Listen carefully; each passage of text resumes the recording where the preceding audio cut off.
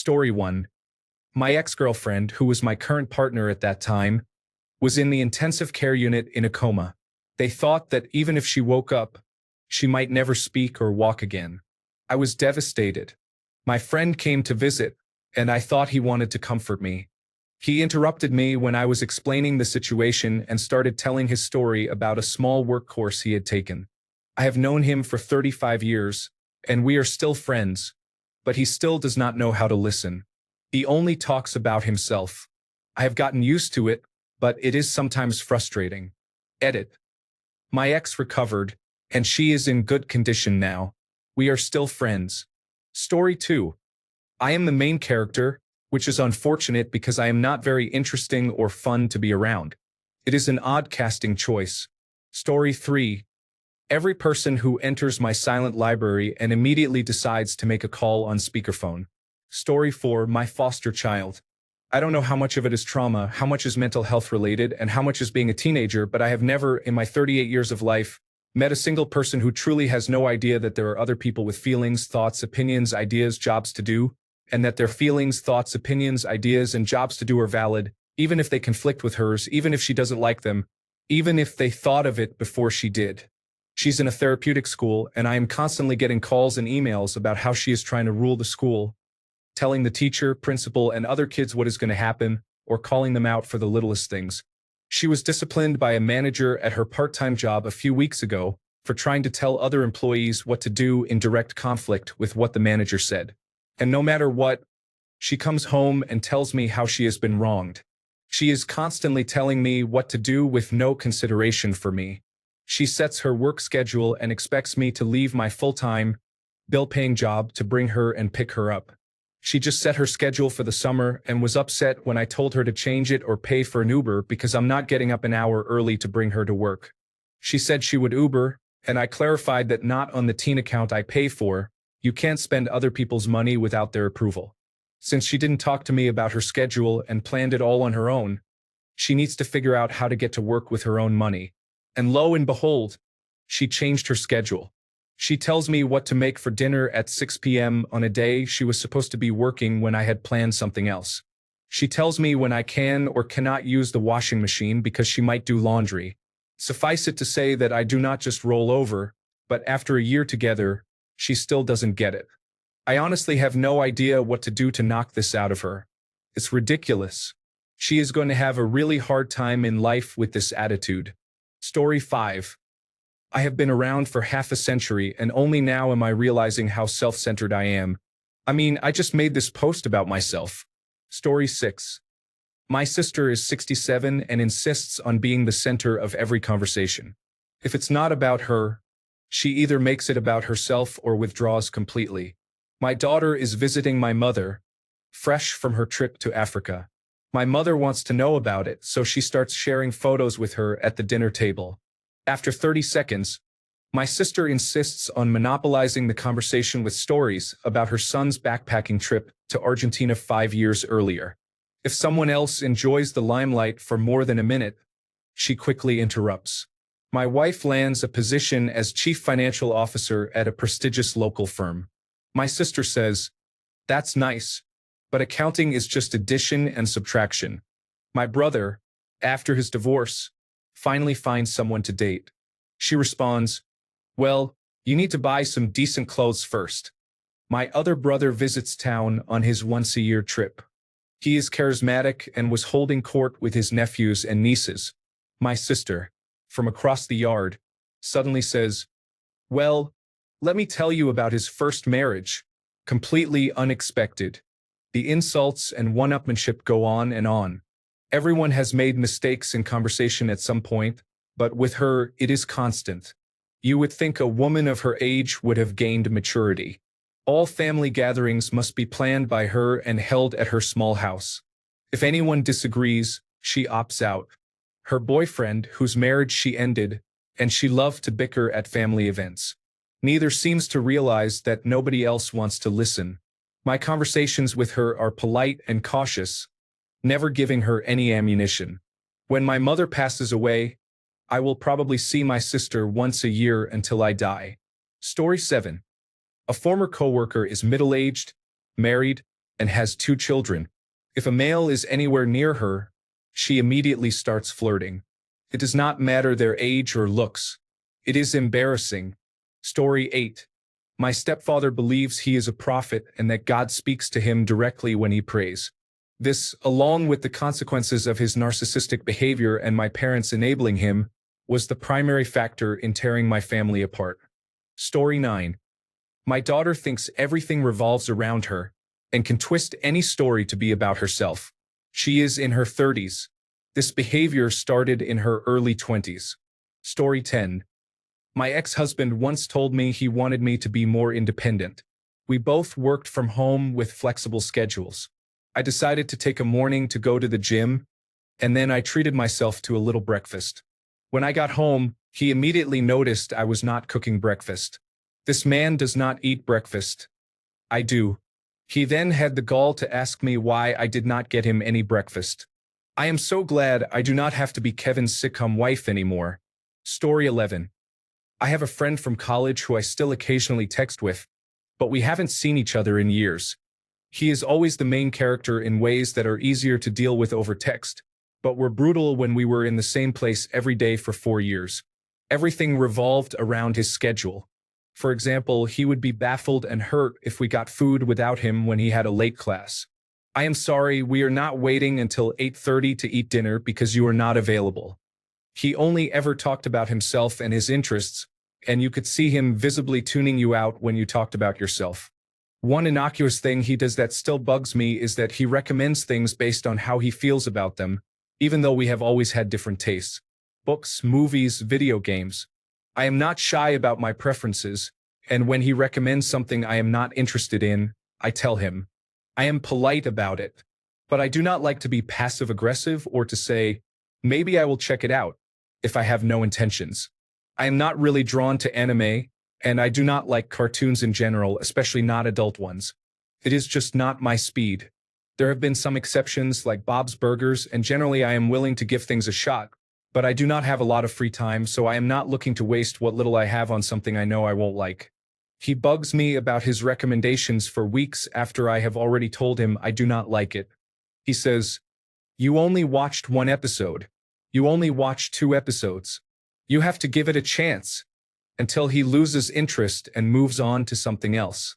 He asked me to read his favorite book of all time, and I agreed. I thought it was awful, very cliché, and with some of the worst writing for women I have ever read. I told him it was not for me, and he insisted I give him a detailed explanation why, then told me I was wrong. If you do not like something he likes, it is just because you do not get it or are not giving it a chance.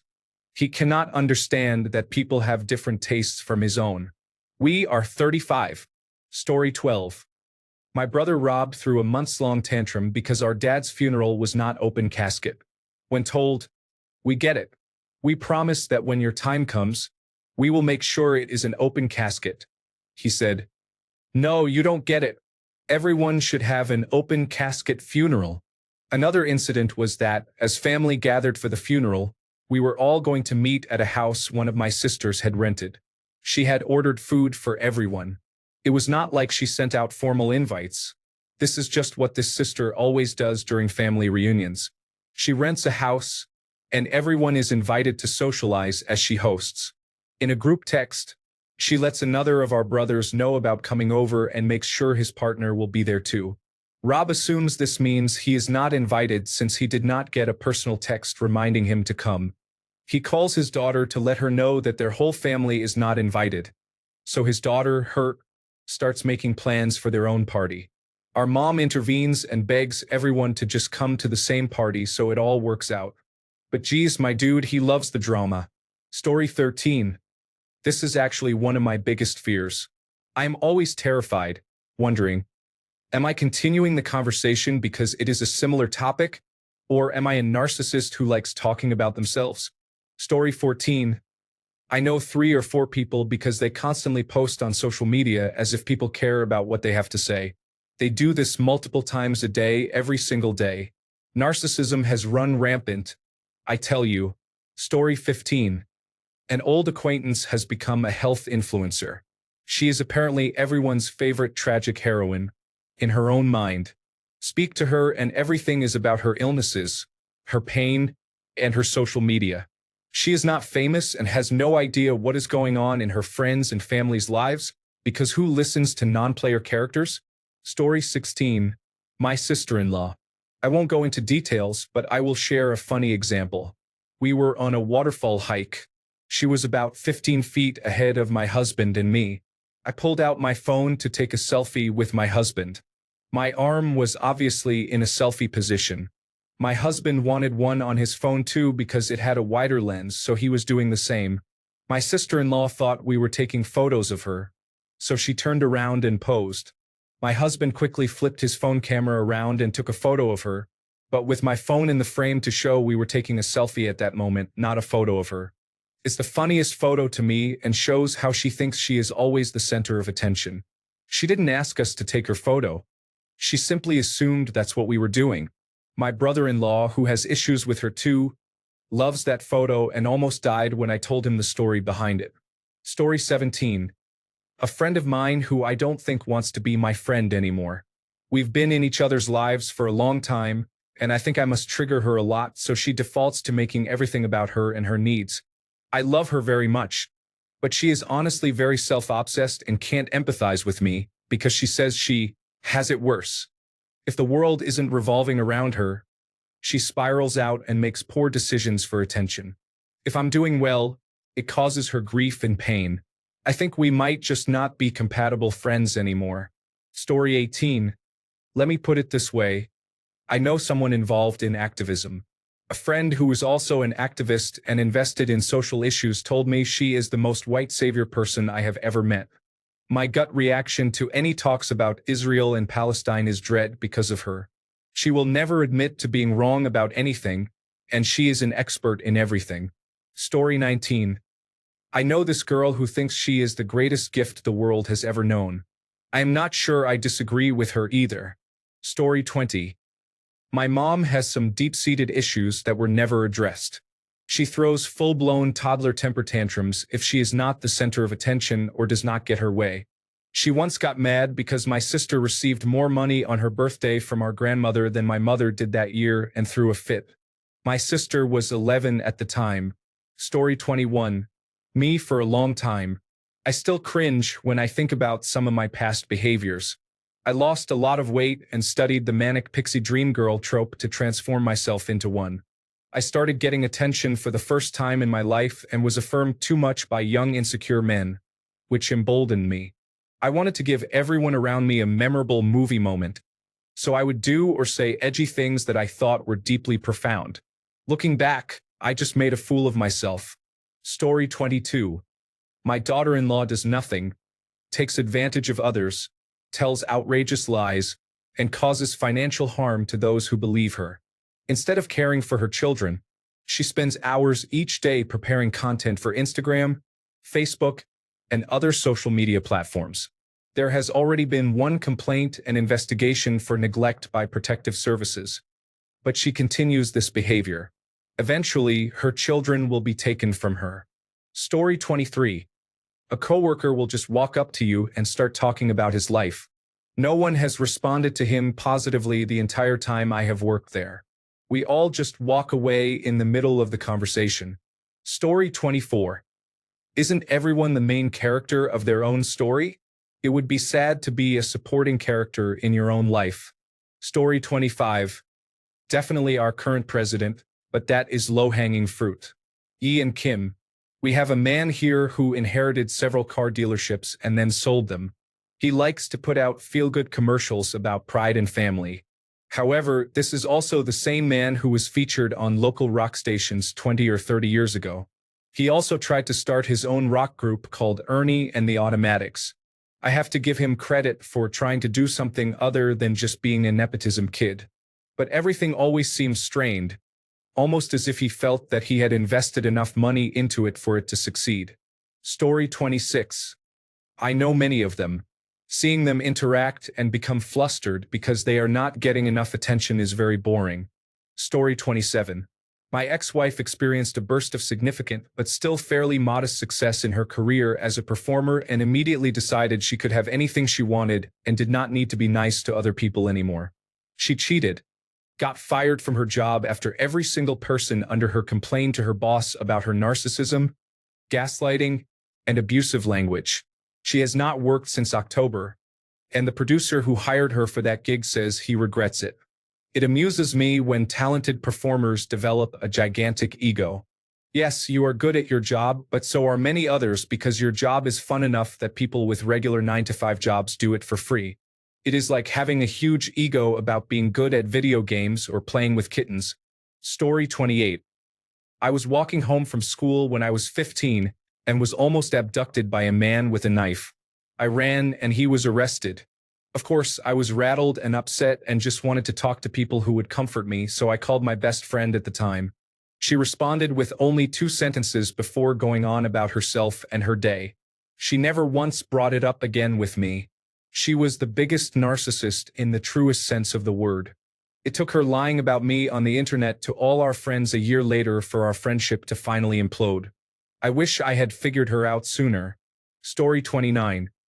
It seems like many people I chat with online act as the main characters and always try to one-up whatever I say.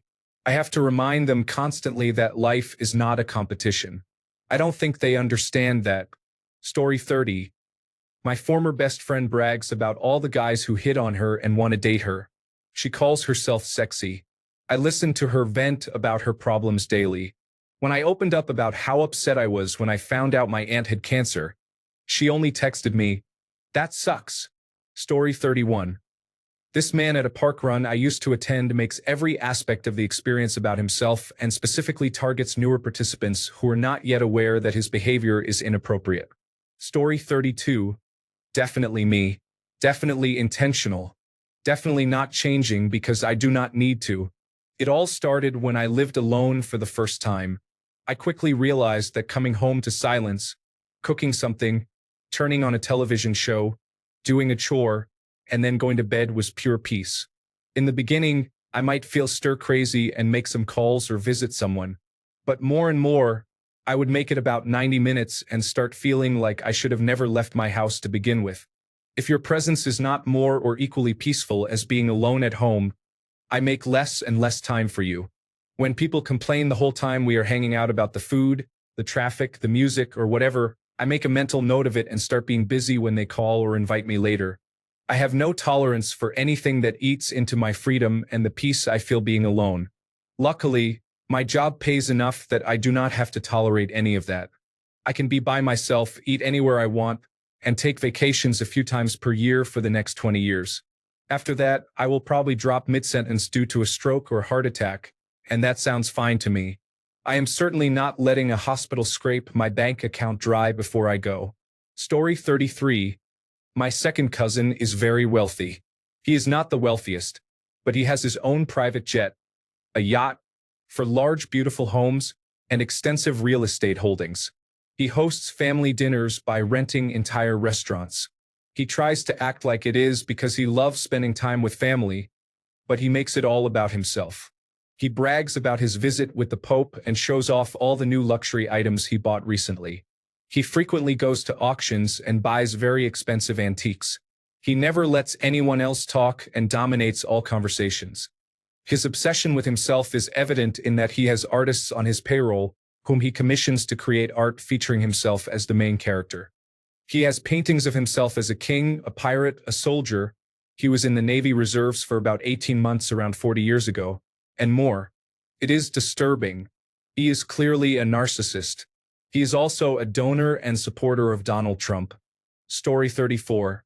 Comes to the shop nearly every day to complain about the shop, belittle the people working there, and talk to the workers about her own life. Rarely, if ever, buys anything.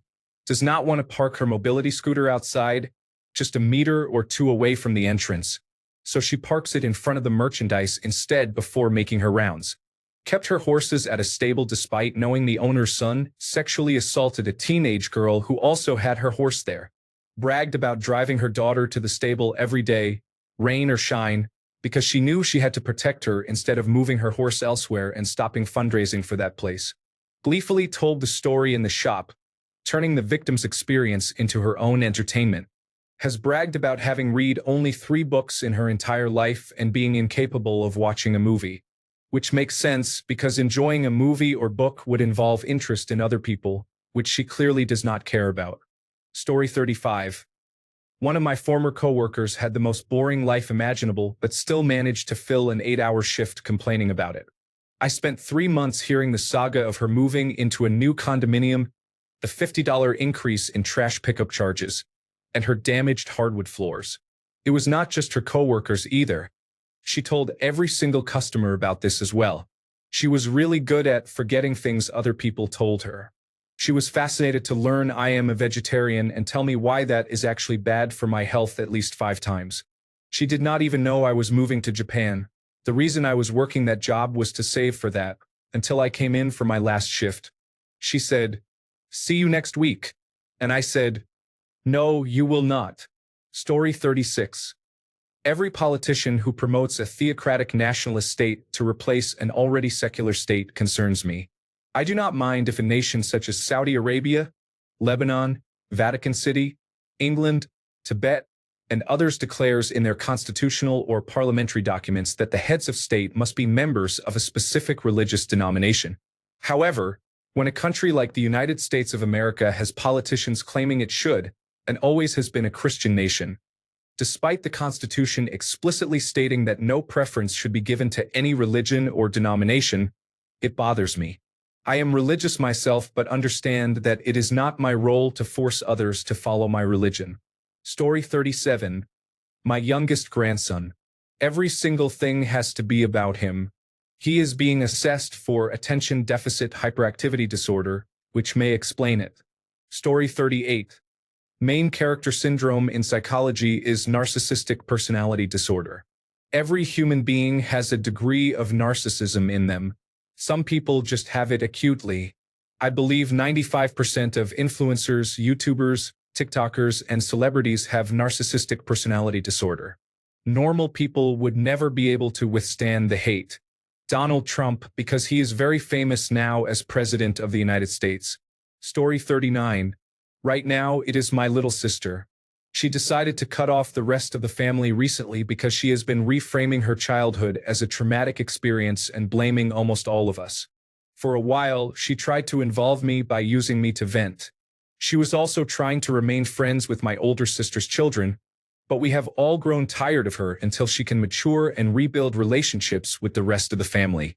Story 40. I'm sorry this does not answer the question, but I am hoping someone can help me. Could you use main character syndrome and pick-me child synonymously? Story 41. Many celebrities, and even worse, social media celebrities, many of whom would not be famous if it were not for a group of 12-year-olds. Story 42. I think this is endemic of modern culture. Everyone is impotently world-involved rather than locally involved. They want to be some faux Alexander the Great, rather than a town mayor, let alone a great butcher or carpenter. Somewhat metaphorically speaking. Story 43. If you read this, you consent to me being the main character, and any essence of the main character you had has been transferred to me. Thanks a bunch for sticking around till the end of the video. Remember to subscribe, and until next time, stay awesome and goodbye.